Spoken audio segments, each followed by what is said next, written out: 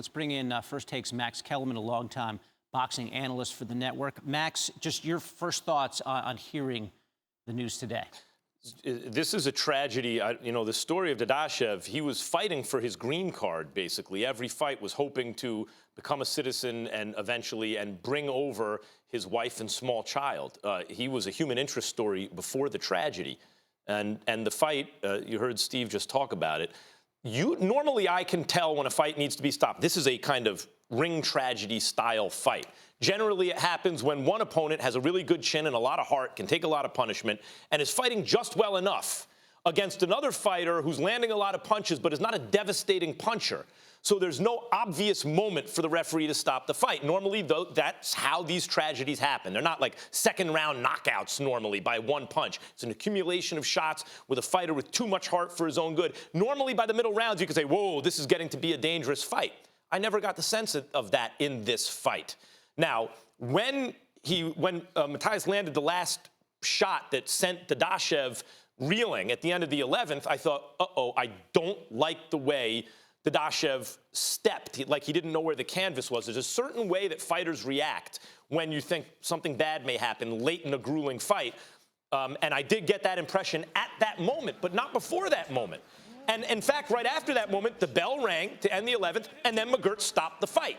Now, I did think as soon as the fight was stopped, I was sitting with Mark Kriegel and Andre Ward and said, they need to monitor this closely. This is the way he looked at the end. I didn't like it, and they agreed, yeah, I didn't like the way he looked at the very end either. And sure enough, as is normally the case in ring tragedy kind of fights, he starts needing to be held up on his way back to the dressing room, which normally happens. It's not right after the end of the fight, but even sometimes in fights where a fighter's simply decisioned in a kind of fight like that, he needs help walking, and then he feels nauseated, and then he starts vomiting blood. That normally means there's pressure in his head. There's bleeding or swelling of the brain. And that was the case in this instance. I don't think it was that they took too long to get him to the hospital, though I don't know. I don't think that there was any culpability in terms of, even though there wasn't a perfect moment to stop the fight, people, the ring doctor or the state commission or the corner or the ref did a bad job. I don't think that was the case. This is just one of those perhaps unavoidable consequences from time to time of an extremely violent and dangerous sport that I love. Unavoidable consequences from time to time. We've seen this periodically, go way back when, Duck Koo Kim dying after a fight with I think Ray Mancini at the time.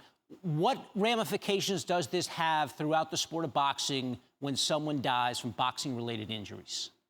Normally you look at what went wrong, what could have been handled differently. I did not see an obvious instance of that in this case. I presume that it will be taken, did they get him out of the building and to the hospital fast enough, things like that.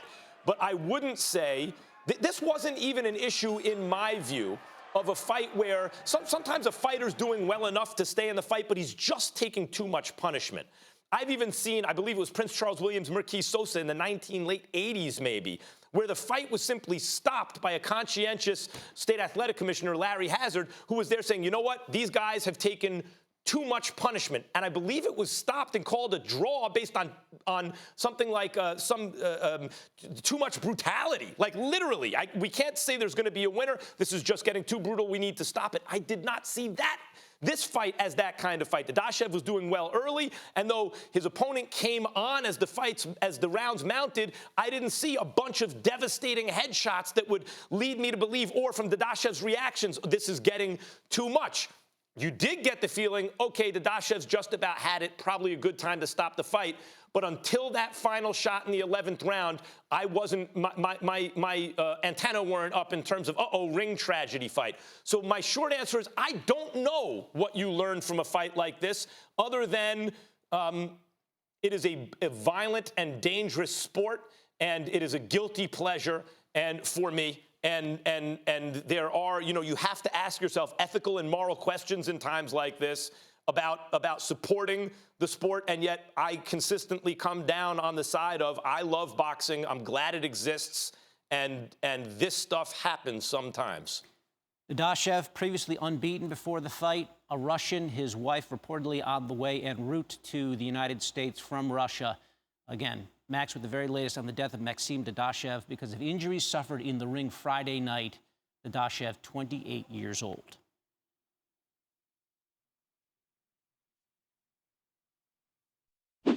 Thanks for watching ESPN on YouTube. For more sports highlights and analysis, be sure to download the ESPN app. And for live streaming sports and premium content, subscribe to ESPN+.